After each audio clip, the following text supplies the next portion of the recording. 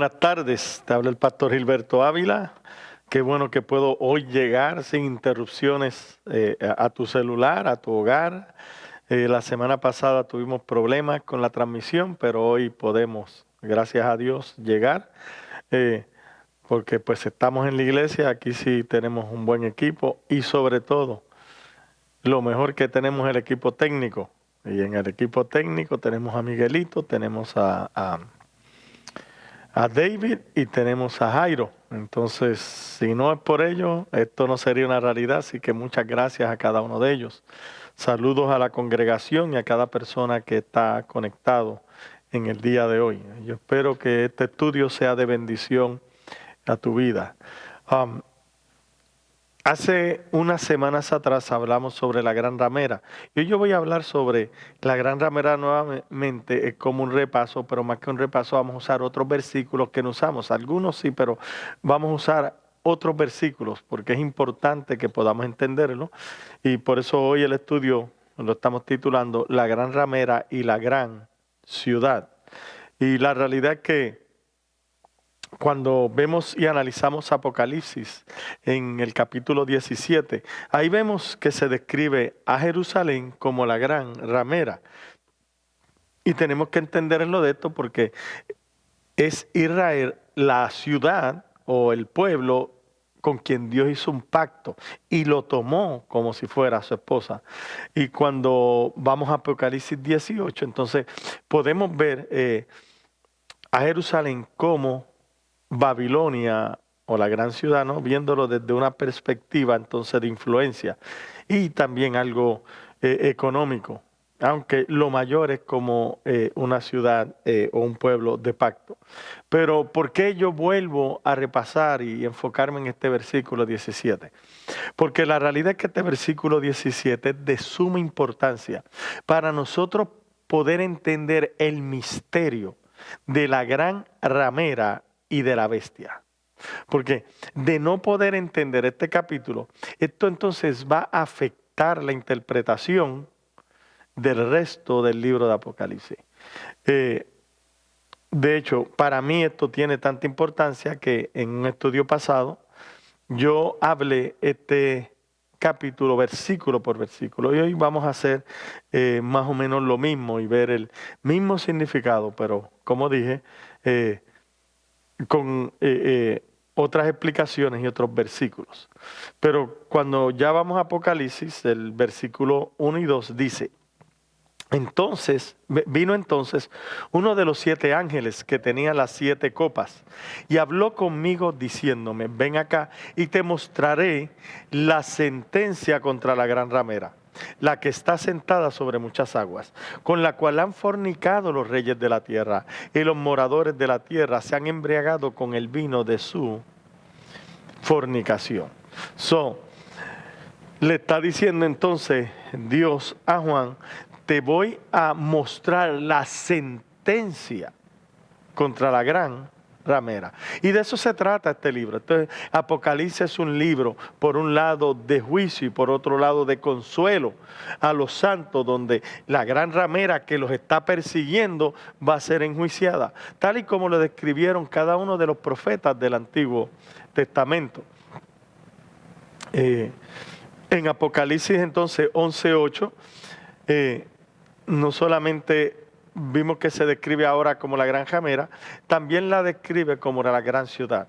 Por eso dice: y sus cadáveres estarán en la plaza de la grande ciudad. Esa es la gran ciudad, que en sentido espiritual se llama Sodoma y Egipto, donde también nuestro Señor fue crucificado. Ahí vemos la ramera y la gran ciudad. Pero Apocalipsis 17:18 te lo va a poner junto y dice: y la mujer que has visto, que es esa gran ramera, es la gran ciudad que reina sobre los reyes de la tierra. Ahora, esto es importante porque con este versículo, que ella reina sobre los reyes de la tierra, se ha tratado de decir que la gran ramera es la Iglesia Católica. ¿Por qué? Porque la Iglesia Católica es una ciudad o un estado en sí mismo. y que ha reinado sobre los reyes de la tierra, que también ha martirizado los santos y por eso está llena de la sangre de ellos, y todas estas cosas, ¿no? Pero la realidad es que sí podemos argumentar que la Iglesia Católica ha hecho todas estas cosas. Pero tenemos que entender que el libro Apocalipsis no está enfocándose en la Iglesia Católica, sino en el juicio contra Israel, en lo que estaban pasando los santos en ese tiempo. Es por eso que mucha gente se confunde en la interpretación de este libro, especialmente en este capítulo. Porque es increíble cómo a través de toda la palabra, señal tras señal y palabra de Dios tras palabra de Dios, vamos a ver cómo se identifica a Jerusalén con la gran ramera, mas sin embargo ahora decimos que no es, ¿no? Y una de las cosas que se argumenta entonces, ¿cómo podemos decir que es Israel la gran ramera? Cuando está hablando aquí que esta gran ciudad tiene un poder político mundial. E Israel no lo tenía. Hoy vamos a ver esa respuesta, ¿no? Pero tenemos que entender, número uno, que Apocalipsis no es un libro sobre política, es un libro sobre pacto. Y Jerusalén sí llegó a reinar sobre las naciones. El punto es que nosotros queremos ver todo y nuestra manera de interpretar la Biblia es a través del lente de lo que estamos viviendo hoy. Y se nos olvida que tenemos que interpretarlo a través del lente de lo que estaba pasando en el momento que se escribió, el contexto histórico. Pero la realidad es que Israel tenía una prioridad de pacto sobre los reinos de la tierra. Y esto es algo que muchas veces no se aprecia lo suficiente. El hecho de que Israel, por su pacto, Dios había dicho que iba a ser un reino de sacerdotes. De hecho, eso lo vemos en Éxodo 19:6, que dice, y vosotros me seréis un reino de sacerdotes y gente santa. Estas son las palabras que dirás a los hijos de Israel. Israel era un reino de sacerdotes y un sacerdote es un intermediador. Por eso es que los sacerdotes ofrecían sacrificios a favor del pueblo. E Israel era la nación intercesora o que iba a intermediar entre el resto del mundo y Dios. Y esto es importante porque mientras Israel fue fiel a Dios y ofreció sacrificios a nombre de las naciones, el mundo estuvo en paz. Pero cuando Israel rompía el pacto, el mundo quedaba envuelto en confusión. Tenemos que entender que Israel, lamentablemente, fue una nación apóstata, rebelde. Por eso se le llama la gran ramera, que fornicó con los reyes de la tierra, que embriagó a los moradores de la tierra con el vino de su fornicación. Por eso que Dios les envía apóstoles y le envía profetas a predicarle este mensaje de volver nuevamente, en aquel tiempo a la senda antigua, de volverse a Dios. Cuando Jesús viene, ¿a qué viene? A juntarlo. Viene como la gallina junta sus polluelos. Entonces, Dios le envía predicadores, apóstoles, le envía profetas. Y por último le envía al Hijo. De hecho, en Mateo 23:34 dice, por tanto, he aquí yo os envío profetas y sabios y escribas, y de ellos a unos mataréis y crucificaréis, y a otros azotaréis en vuestras sinagogas, y perseguiréis de ciudad en ciudad. Mateo 23:37 dice, Jesús hablando, Jerusalén, Jerusalén, que matas a los profetas y apedrea a los que te son enviados. Estos que son enviados lo hemos estudiado en versículos anteriores, en estudios anteriores. Enviado es un apóstol, eso es lo que significa. Por lo tanto, tú matas a los profetas y a aquellos apóstoles, aquellos que te son enviados. ¿Cuántas veces quise juntar a tus hijos como la gallina junto a su polluelo debajo de sus alas y no quisiste? Israel no quiso, prefería estar de ramera. Ahora, leímos que iban a perseguir de ciudad en ciudad. ¿Se ha cumplido esto? ¿Podemos haberlo visto? Claro que sí. Porque cuando estudiamos podemos ver al apóstol Pablo, antes de convertido, persiguiendo a estos profetas y a estos apóstoles de ciudad en ciudad. ¿Y cuál era el mensaje que había de los apóstoles en ese tiempo y los profetas? ¿Cuál era el mensaje de ellos? Arrepentimiento. Arrepentimiento fue el mismo mensaje que trajo Jesús. Arrepentíos y convertidos, el reino de los cielos se ha acercado. Ahora, este arrepentimiento iba a envolver salir del antiguo pacto de muerte al nuevo pacto de vida. Es por eso que en Apocalipsis se habla de salir de esa ciudad. Porque usted sabe y hemos estudiado que hay dos ciudades. Pero en Apocalipsis 18:4 lo podemos ver claramente que dice, y oí otra voz del cielo que decía, salid de ella, pueblo mío, para que no seáis partícipes de sus pecados ni recibéis parte de su plaga, porque sus pecados han llegado hasta el cielo y Dios se ha acordado de sus maldades. El mensaje era salir. Y había dos maneras de salir. Primero en mentalidad. No fuera que hicieran como Israel, que salieron de Egipto, pero se quedaron con la mente allá. Eso es lo que hizo Israel vez tras vez tras vez. Y lo vemos aún en el Nuevo Pacto o en el Nuevo Testamento en hebreo. Que hay una advertencia de volver hacia atrás. Y cuando dice volver hacia atrás no habla del pecado, sino de volver al antiguo pacto. Esa mentalidad hay que salir de Israel, hay que salir de ese antiguo pacto, hay que salir, ¿no? Pero, segundo, había que salir de la ciudad físicamente porque venía un juicio. Y hemos estudiado que los cristianos huyeron, salieron de ella y ninguno murió.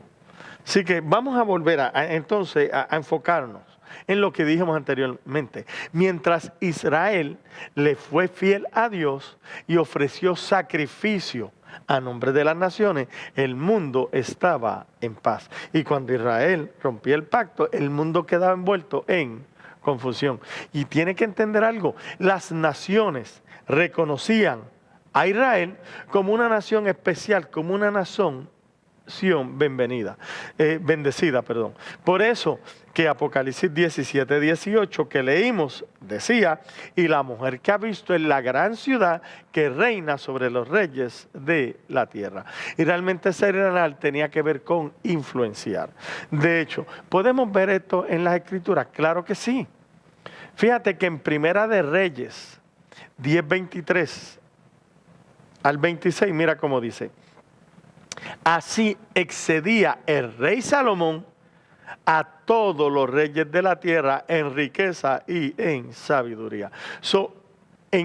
¿A cuántos reyes de la tierra, según la Biblia, excedía Salomón? A todos los reyes de la tierra. Es importante, porque usted dirá, no habla de Israel, habla del rey Salomón. Es que, ¿sabe qué? El reino es de rey. Por lo tanto, cuando se hablaba de Salomón, se estaba hablando de todo su reino, porque un rey sin reino no es rey. Por eso que versículo 24 dice, toda la tierra procuraba ver la cara de Salomón para oír la sabiduría que Dios había puesto en su corazón. Y todos le llevaban cada año sus presentes, alhajas de oro, plata, vestidos, armas, especias aromáticas, caballos y mulos. Y juntó Salomón carros y gente de a caballo y tenía 1,400 carros y 12,000 jinetes, lo cual puso en las ciudades de los carros y con el rey en Jerusalén. Fíjate que la gente, los reyes, la reina de Saba, todo el mundo quería ir. ¿Y qué le llevaban? Alhajas de oro, plata, vestidos. Si quiere decir entonces que Israel sí tuvo influencia sobre los reyes de la tierra. A un cautivo tenía influencia sobre reyes. ¿Sabe por qué? Por causa de su Dios. Vamos a verlo. Cuando vamos a Esdras 1, del 2 al 7, dice, así ha dicho Ciro, rey de Persia, Jehová, el Dios de los cielos, que me ha dado todos los reinos de la tierra, me ha mandado que le edifique casa en Jerusalén, que está en Judá.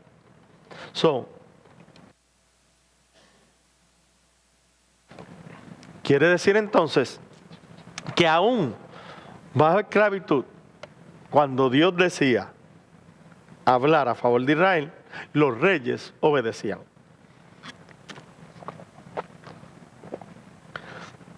Y así dijo Ciro: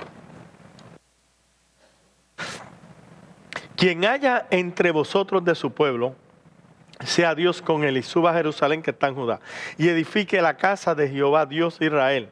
Él es el Dios, la cual está en Jerusalén. Y todo el que haya quedado en cualquier lugar donde more, ayúdenle los hombres de su lugar, con plata, oro, bienes y ganado, además de ofrenda voluntaria para la casa de Dios, la cual está en Jerusalén. Entonces se levantaron los jefes de las casas paternas de Judá y de Benjamín, y los sacerdotes y los levitas, todos aquellos cuyo espíritu despertó Dios, para subir a edificar la casa de Jehová, la cual está en Jerusalén. Todo era, ¿dónde? En Jerusalén. Y todos los que estaban en sus alrededores les ayudaron con plata y oro, con bienes, ganado y con cosas preciosas, además de todo lo que se ofreció voluntariamente. Y el rey Ciro sacó los utensilios de la casa de Jehová que Nabucodonosor había sacado de Jerusalén y los había puesto en la casa de sus dioses. So, vemos aquí que Israel fue reconocido, pero fue por causa ahora de su Dios. ¿Por qué? Porque Israel, como pueblo de pacto, era reconocido. Pero ahora Dios le está llamando ramera, como en el pasado le llamó muchas veces. Y comenzamos atando que esta ciudad, que esta ramera era la gran ciudad.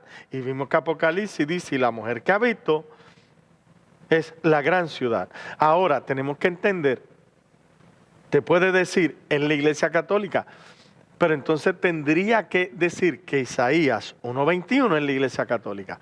Entonces vamos a ver, porque las palabras son las mismas, se refiere a lo mismo. Vamos a ver, Isaías 1:21. ¿Cómo te has convertido en ramera, oh ciudad fiel? Ahí está atando nuevamente la ramera y la ciudad. Llena estuvo de justicia, en ella habitó la equidad, pero ahora los homicidas.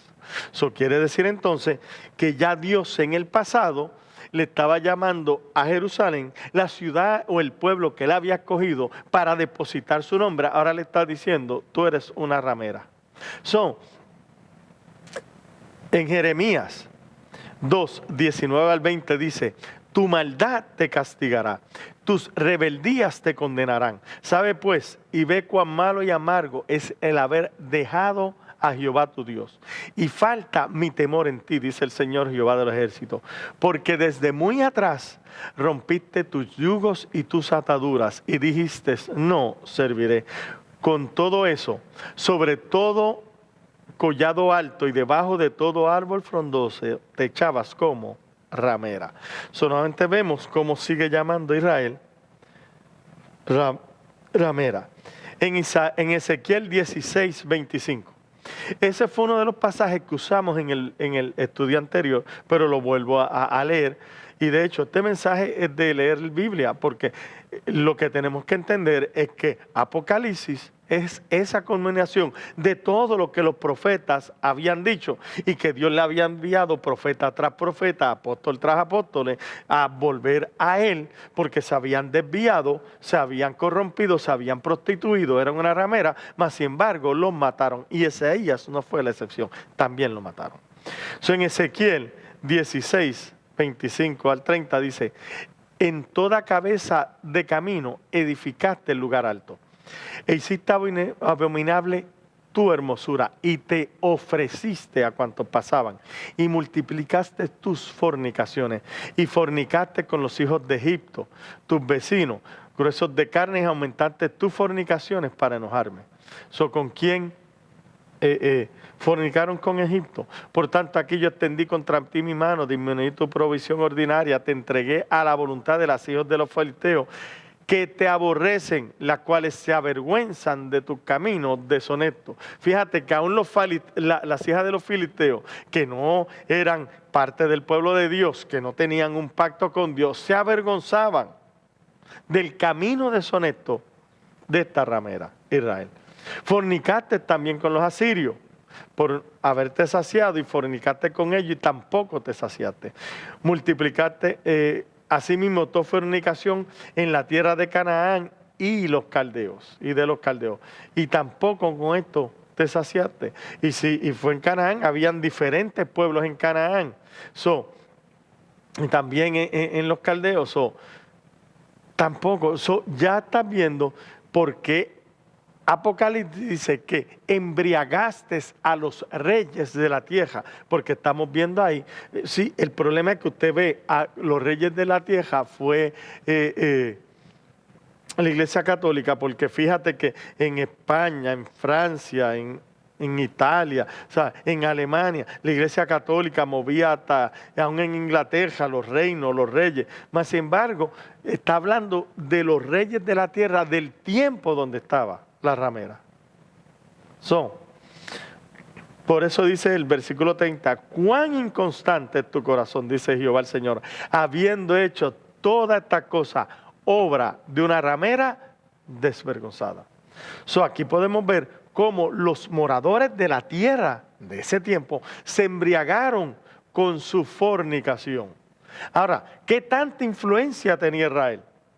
Bueno, hay un pasaje en Hechos que nos puede describir la influencia que tenía Israel.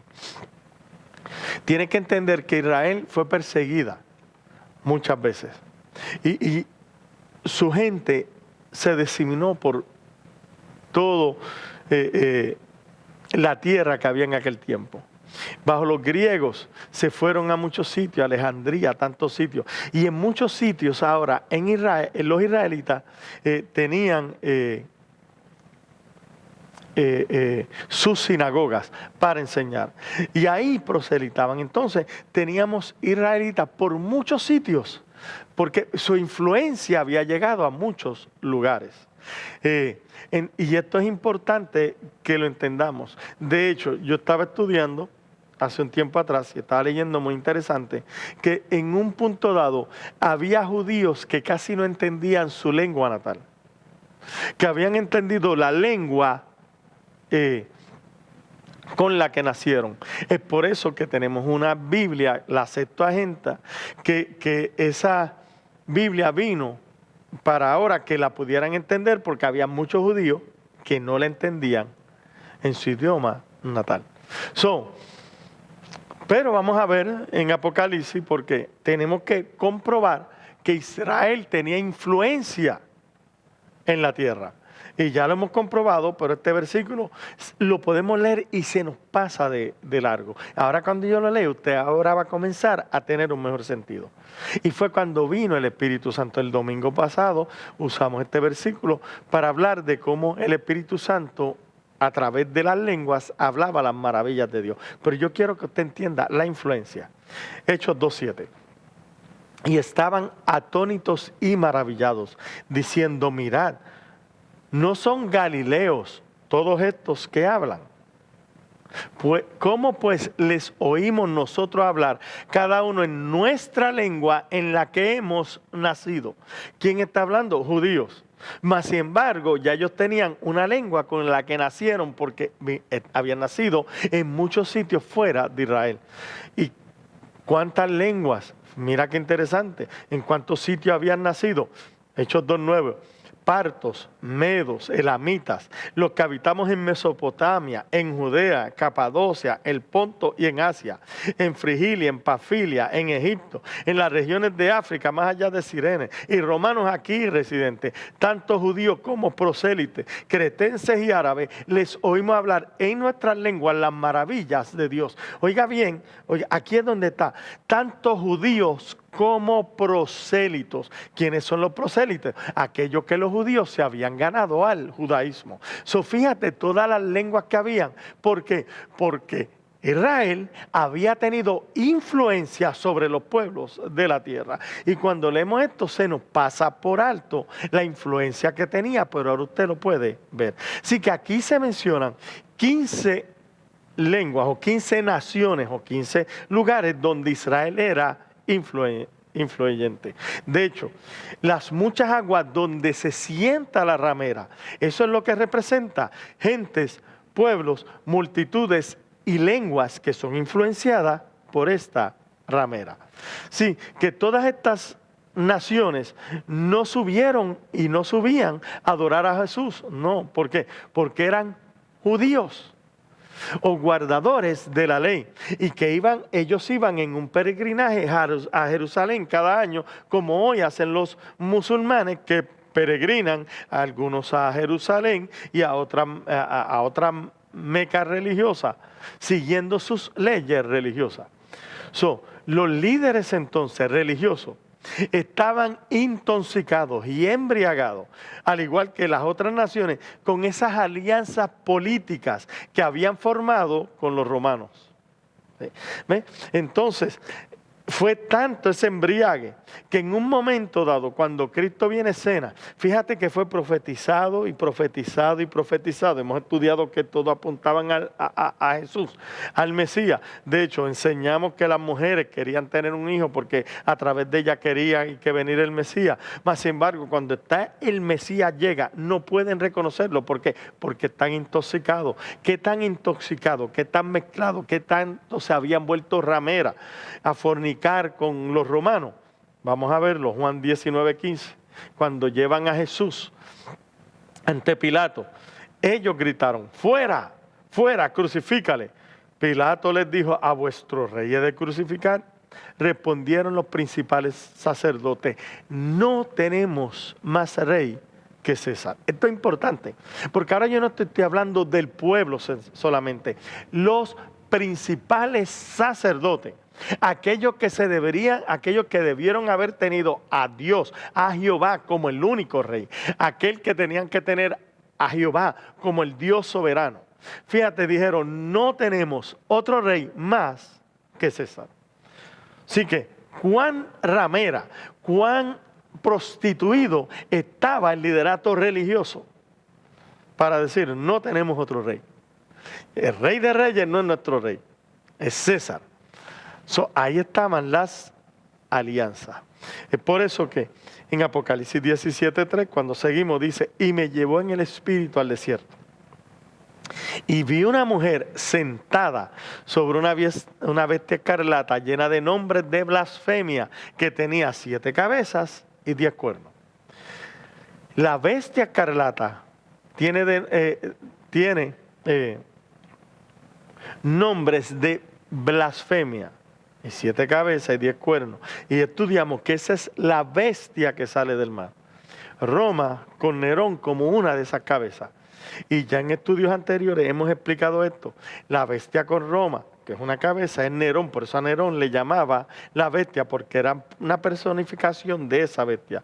Dijimos que la bestia es tanto una persona como ese imperio. Ahora, la mujer que representa a Israel está sentada sobre la bestia escarlata. Roma y sus líderes, entonces, están en una unión. Y eso es lo que nos habla, cómo Israel estaba aliado con Roma políticamente. Por eso no tenemos otro rey, sino a César. Porque el liderato religioso ya había perdido su alianza con Dios. Por eso es que Jesús, cuando viene a escena, dice, como dijo el profeta: este pueblo de labios me adora, dice que son míos, dicen que me adora, pero su corazón está lejos de mí, porque el corazón estaba en las alianzas con Roma. Por eso versículo 4 de Apocalipsis 17: y la mujer estaba vestida de púrpura y escarlata y adornada de oro, de piedras preciosas, de perlas. Tenía en la mano un cáliz de oro lleno de abominaciones y la inmundicia de su fornicación. Fíjate que esta mujer, y más adelante quizás toquemos otra vez las 7 cabezas y los 10 cuernos, pero esta mujer estaba adornada, púrpura, escarlata, adornada de oro y piedras preciosas. ¿Qué parecía? Una novia llena de adornos. Era una novia, estaba vestida como de novia. ¿Cuál es el problema?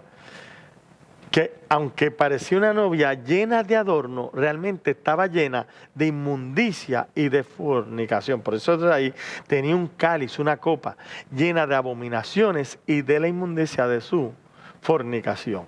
Versículo 5. Y en su frente un nombre escrito, un misterio. Babilonia la grande, la madre de la ramera y de las abominaciones de la tierra. So, ella estaba vestida de púrpura y escarlata. Y volvemos a lo mismo, de ahí nos dicen que en la Iglesia Católica, ¿por qué? Porque esos son los colores que usa, que sus templos están llenos de oro, que tienen copas que es de oro. Pero oiga bien, en el Antiguo Testamento Dios había mandado a Israel a usar estos colores: púrpura y escarlata, y adorno de oro y de piedras preciosas, como está vestida la ramera. En adición, el templo estaba adornado con oro. Y dijimos en un estudio anterior que aún cuando se quema el templo, acuérdate que Jesús dijo, no quedará piedra sobre piedra. El fuego no consume las piedras. Entonces, ¿por qué no iba a quedar piedra sobre piedra? Porque una de las cosas que se cree es que entre piedra y piedra, en el medio hay, hoy nosotros ponemos cemento y eso, pero llegó a haber oro. Por lo tanto, si la gente quería tener ese oro, ¿qué tenía que sacar? Las piedras. Por eso era que no iba a quedar piedra sobre piedra. Pero usamos esto para que usted vea qué cantidad de oro había en el templo. ¿De qué era el arca del pacto? De oro. ¿De qué eran muchas de las cosas, copas que ellos usaban? De oro. Vestidos y adornos de oro. Pero usted lo va a ver porque esto es importante. Porque en la clase anterior tocamos este punto con ciertos versículos. Hoy lo vamos a tocar con otros versículos que no usamos la semana pasada. Ahora, la semana pasada tocamos a Éxodo 28, 3 al 8, pero hoy vamos a tocar a Éxodo 39, del 1 al 15. Dice, permiso.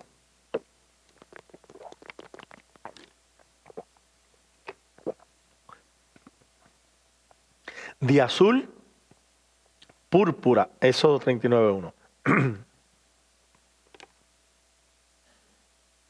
Y carmesí hicieron las vestiduras del ministerio para ministrar en el santuario. Y asimismo hicieron las vestiduras sagradas para Aarón, como Jehová lo había mandado a Moisés. Hizo también el efod de oro, azul, púrpura, carmesí y lino torcido. Ahora tenemos que hacer aquí un entre paréntesis. ¿Por qué? Porque Apocalipsis dijimos que esas vestiduras eran que púrpura y escarlata. Éxodo dice púrpura y carmesí.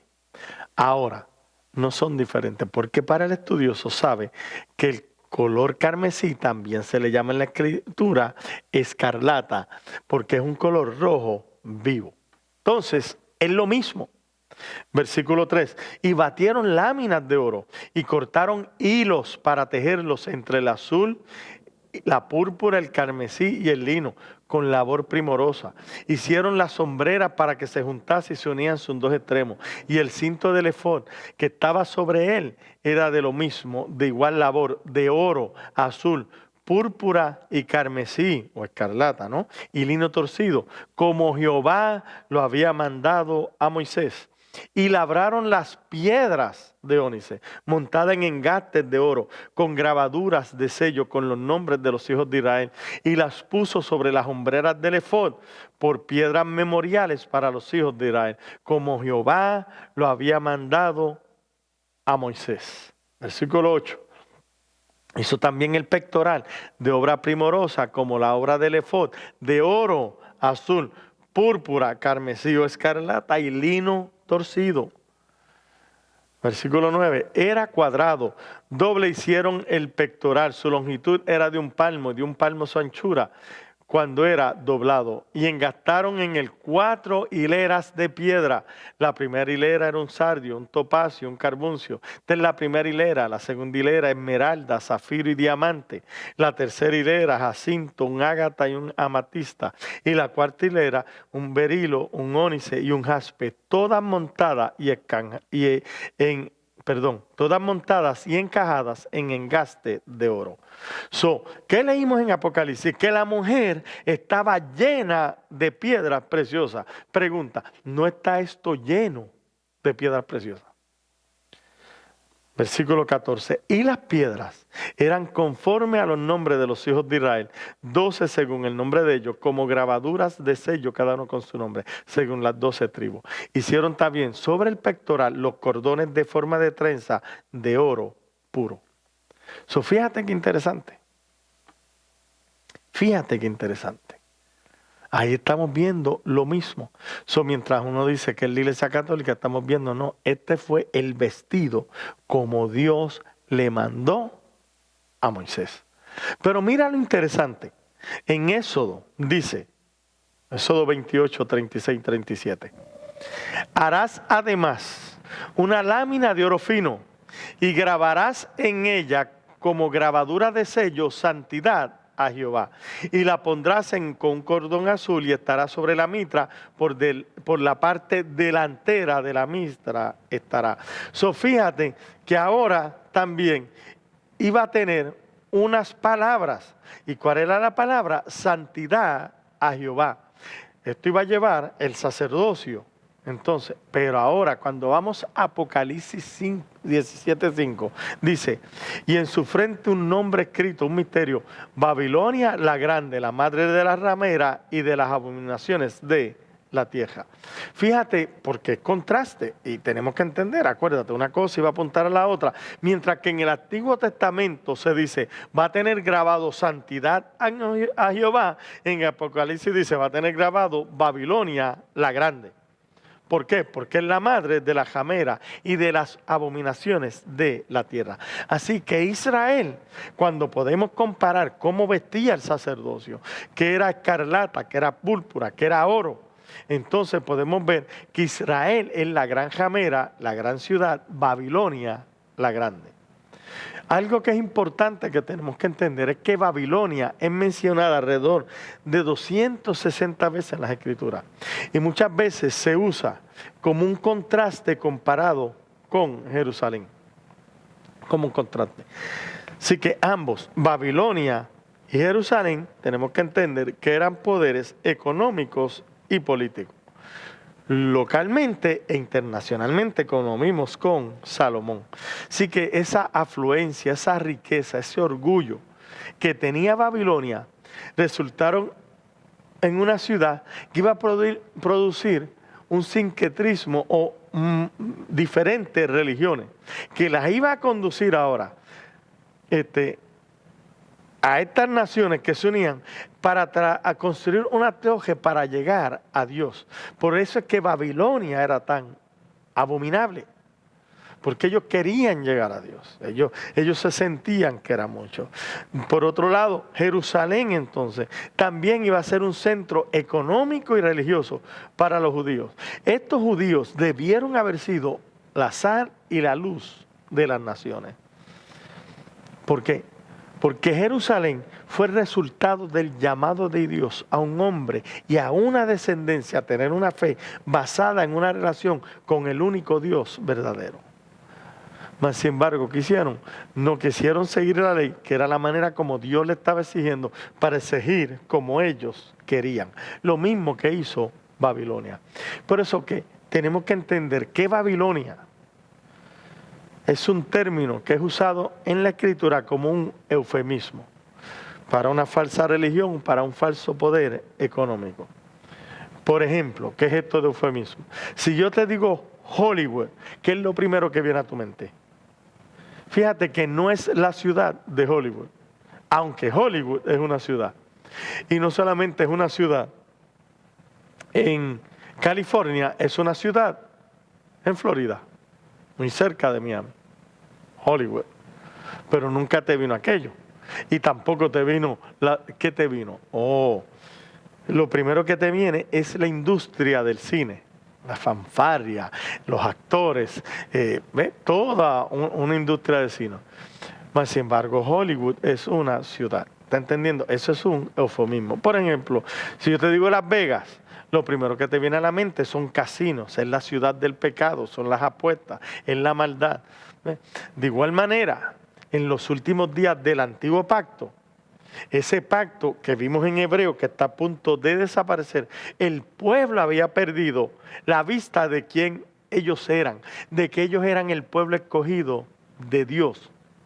Por eso terminaron rechazando su Mesías, matando a los profetas, persiguiendo a los cristianos. ¿Para qué? Para poder ganar para ganar poder político y económico. Eso es lo que lleva ahora a los falsos profetas a condenarla y describir a Jerusalén como Babilonia, como una ramera, aquella que rechazó el pacto de matrimonio con Dios. Y Apocalipsis te dice que esto es un misterio, esto es un enigma, el misterio, el enigma de la mujer. ¿Por qué? Porque es algo que hay que descubrirla, es algo que hay que entender. Y lamentablemente muchos todavía siguen sin entenderlo. Apocalipsis 17:6 dice: vi la mujer ebria de la sangre de los santos y de la sangre de los mártires de Jesús. Y cuando la vi, quedé asombrado con gran asombro. Y estudiamos esto, que esta mujer, Israel, estaba ebria de la sangre de los santos. Y Jesús se lo mencionó en Mateo 23, que ya lo leímos, donde iba a matar a los profetas, a los que les son enviados. Tanto así que el último profeta y apóstol, el más grande apóstol, que es el apóstol consumador de nuestra fe, el Hijo de Dios, vino y aún a él lo persiguieron y lo mataron y lo crucificaron. Por eso dice, la gran Babilonia, ese Egipto, ese Sodoma, donde también crucificaron a nuestro Señor. Pero no quedaron ahí. El judaísmo entonces también ahora persigue a los cristianos. Y no solamente persigue a los cristianos, sino que se va a regocijar con la muerte de ellos. Y Juan está viendo esto. Por eso es que está espantado, asombrado.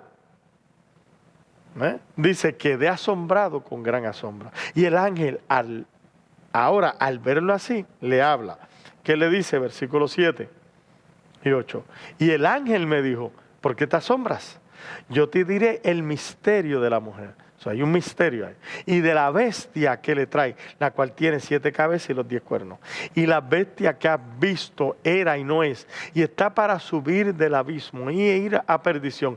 Y los moradores de la tierra, aquellos cuyos nombres no están escritos desde la fundación del mundo en el libro de la vida, se asombrarán viendo la bestia que era y no es y será. Así que el ángel le dice, yo te voy a decir el misterio de esta mujer.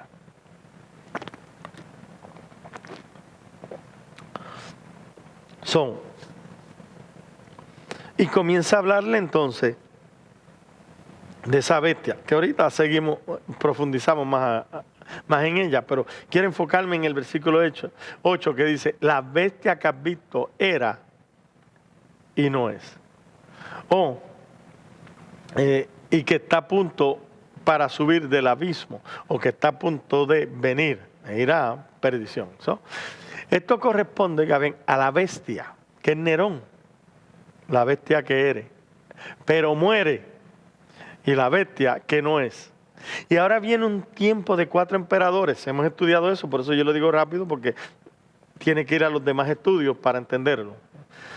Y ahora pasan esos 4 emperadores, hay guerras, hay luchas, muertes, hasta que viene Vespasiano, y ese es el renacer del imperio romano. Por eso dice la bestia que era, que has visto, que era, que no es y está para subir, porque ya Vespasiano estaba a punto para subir del abismo e ir a perdición, porque también iba a perseguir la iglesia. Dice, y todos los moradores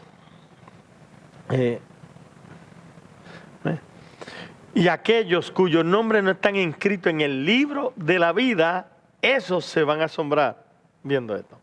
Sí, estos habitantes de la tierra, oiga bien, esto es importante, porque no es del mundo, es de la tierra, y casi siempre la tierra se habla para hablar de ese entorno, de ese tiempo, y muchas veces de Jerusalén y de Israel.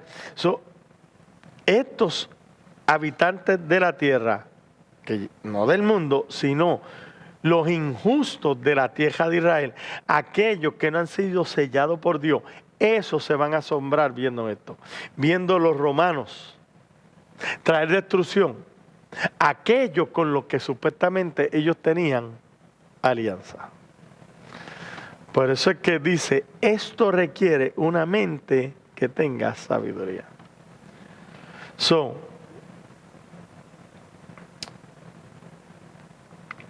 El ángel ahora va a requerir sabiduría para entender a quién representa la bestia y la mujer. Vamos otra vez, y lo hemos hablado, por eso es muy rápido, hablar de esta bestia que tiene 7 cabezas.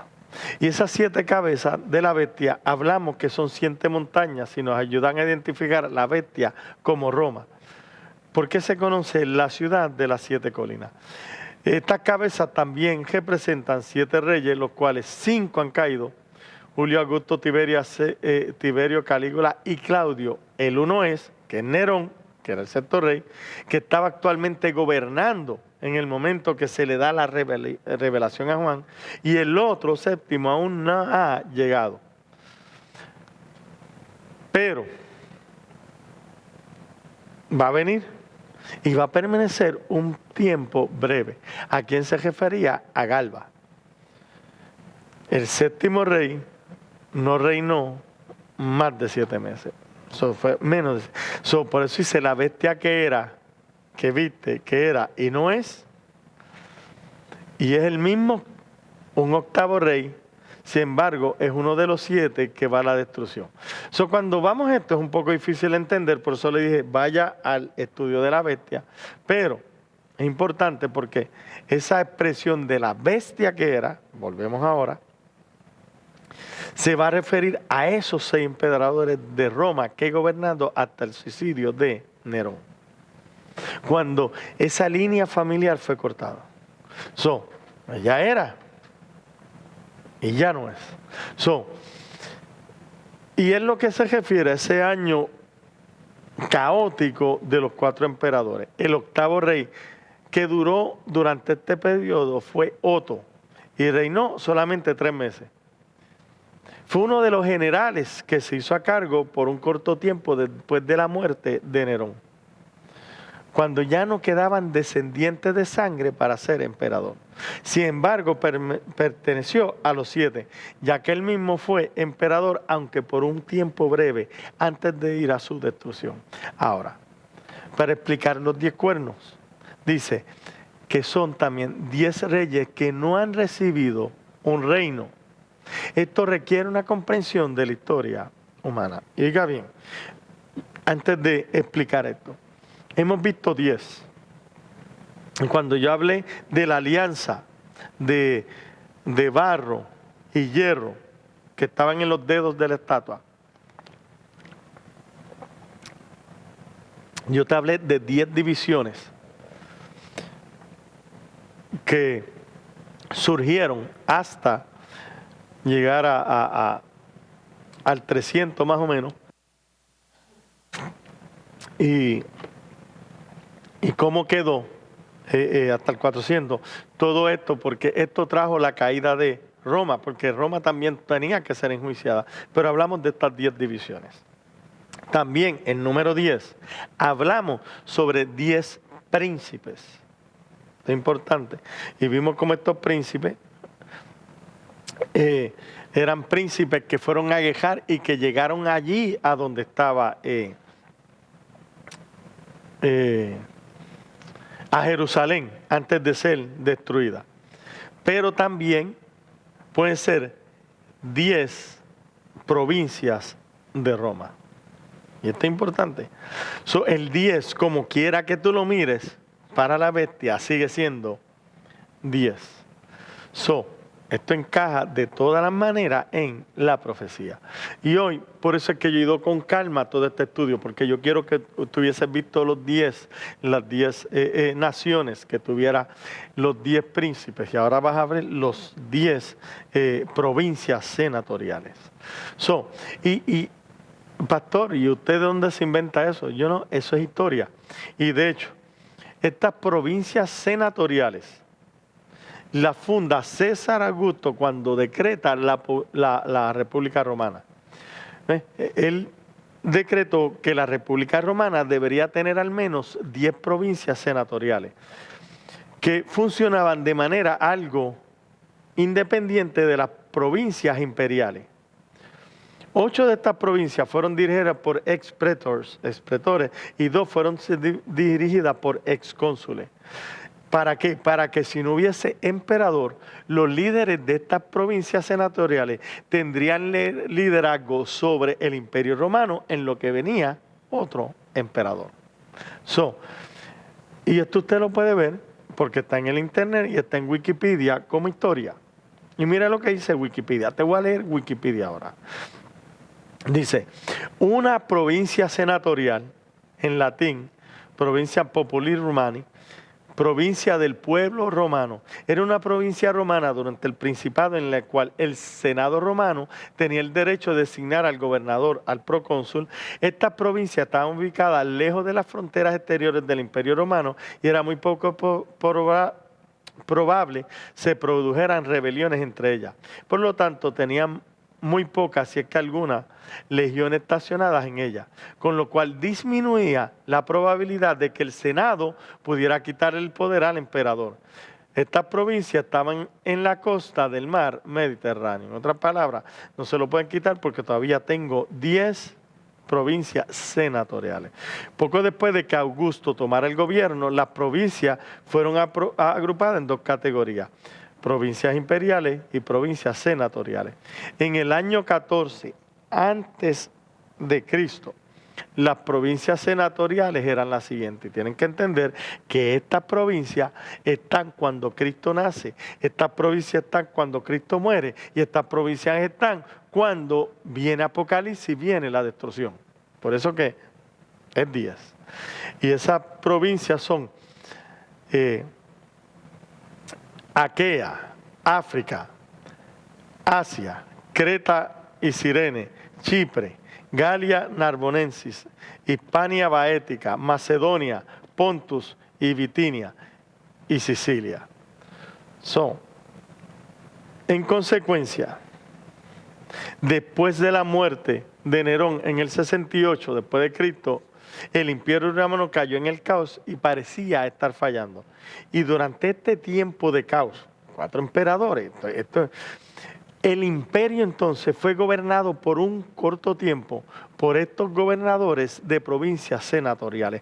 Por eso es que se le dice que a esta bestia, a estos 10 príncipes se le va a dar para que ellos puedan reinar por 1 hora. Y ahí es que podemos entender cómo encaja toda la profecía. Una vez entonces que esas provincias que gobiernan por 1 hora han elegido, al emperador, ahora renuncian a su poder y regresan entonces a gobernar como provincia. Ellos reinaron en un momento dado hasta que Vespasiano se convirtió en emperador. Eso es importante porque a esta bestia, esta sucesión de gobernadores romanos, ellos siguieron llevando la persecución también sobre los santos. Por eso que habíamos leído que se le dio autoridad a la bestia para vencer a los santos. Aunque a la larga Cristo los iba a vencer a todos ellos. Queremos concluir. Ahora Vespasiano, que es el 10º César, es decir, el 10º rey, ahora comienza a poner el caos que había con esto de los 4 emperadores en orden.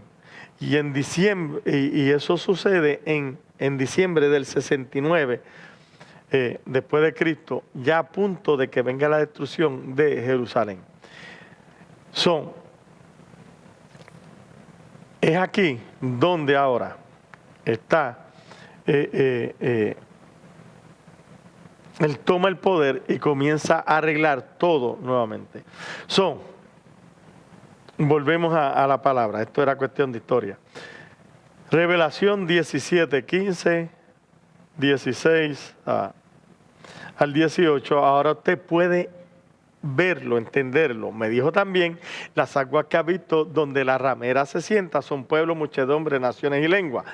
¿Cómo lo comprobamos?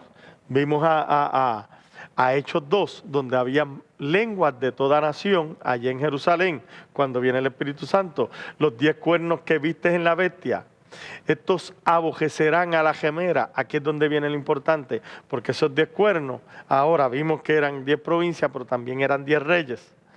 Y van a aborrecer a la ramera, la dejarán desolada y desnuda, devorarán sus carnes y la quemarán con fuego. Porque, versículo 17, porque Dios ha puesto en sus corazones el ejecutar lo que Él quiso, ponerse de acuerdo y dar su reino a la bestia hasta que se cumplan las palabras de Dios. Y la mujer que has visto es la gran ciudad que reina sobre los reyes de la tierra. Dijimos que vamos a comenzar a concluir.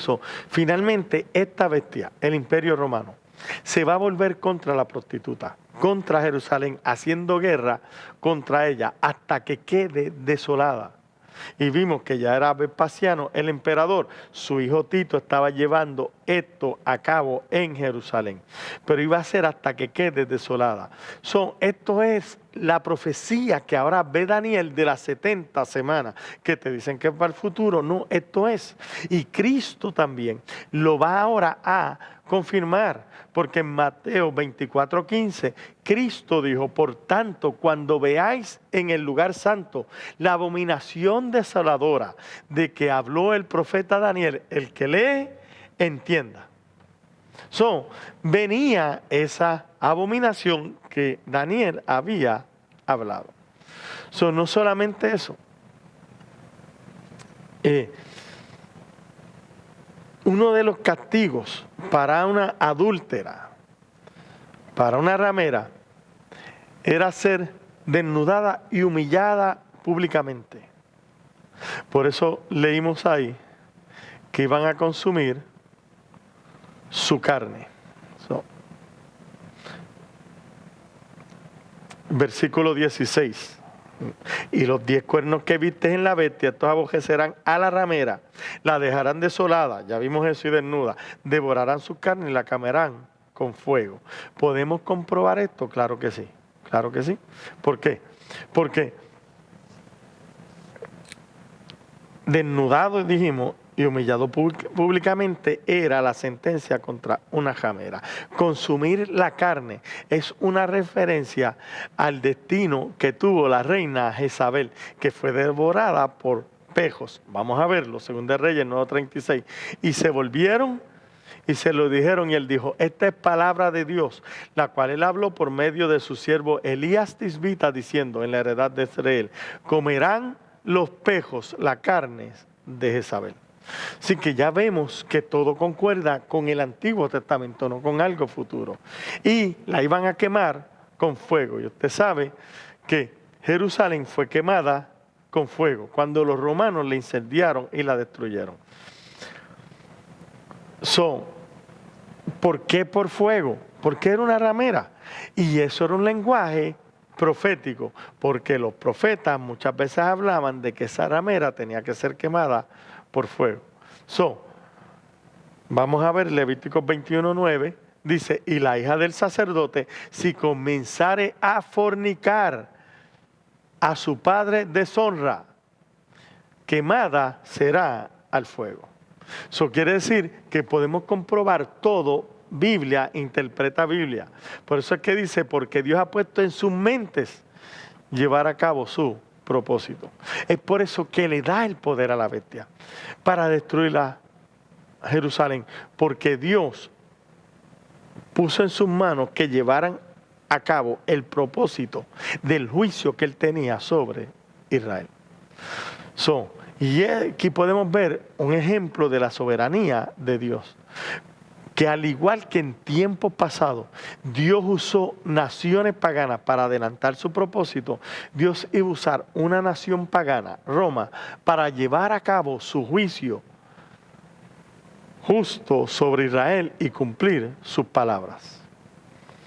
Fue tanto el impacto del asedio romano de Jerusalén, que cuando los romanos pueden entrar y prenden fuego al templo y Cuando Tito entra en la ciudad, declaró, y esto lo dice Josefo en la queja judía: ciertamente hemos tenido a Dios como nuestro asistente en esta guerra, y no fue otro que Dios quien expulsó a los judíos de estas fortificaciones, porque ¿qué las manos de los hombres o cualquier máquina podrían haber hecho para derrocar o para tumbar esas torres? Eso quiere decir que fue Dios quien orquestó todo para que Roma pudiera traer el juicio que ya Dios había prometido sobre la ramera y sobre la gran ciudad. Así que aquí voy a dejar el estudio de hoy. Podríamos haber seguido, pero yo creo que vamos a seguir entonces con Apocalipsis 18 la semana que viene. Y no vamos a entrar en profundidad porque usted va a entender algo. Aún si lo es ahora, Apocalipsis 18, usted va a entender todo con todo lo que yo he explicado ya de este capítulo 17. Porque es que cada uno va mano a mano concordando. Entonces, créeme, léalo para que usted vea cómo la mayoría le va a venir claramente al entendimiento. Yo espero que haya sido bendecido.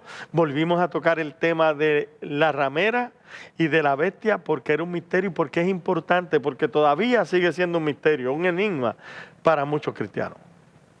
Porque todavía, fíjate si es un misterio, un enigma, que aún la bestia, que estamos diciendo desde que yo soy niño, de hecho desde antes de yo nacer mi abuelita decía, ya el anticristo está. Y ya va a tomar el poder. Cuando yo era niño, el anticristo estaba a tomar el poder. Adolescente, el anticristo está y va a tomar el poder. Ya la bestia está y va a tomar el poder. Porque ¿sabes qué? El anticristo no aparece en Apocalipsis, la bestia. Y de adulto, la bestia ya está para tomar el poder. Y ahora, ¿qué están diciendo la gente? Ya la bestia está para tomar el poder. ¿Por qué no han pegado nunca? Porque es un enigma, un misterio y lo tenemos que interpretar correctamente.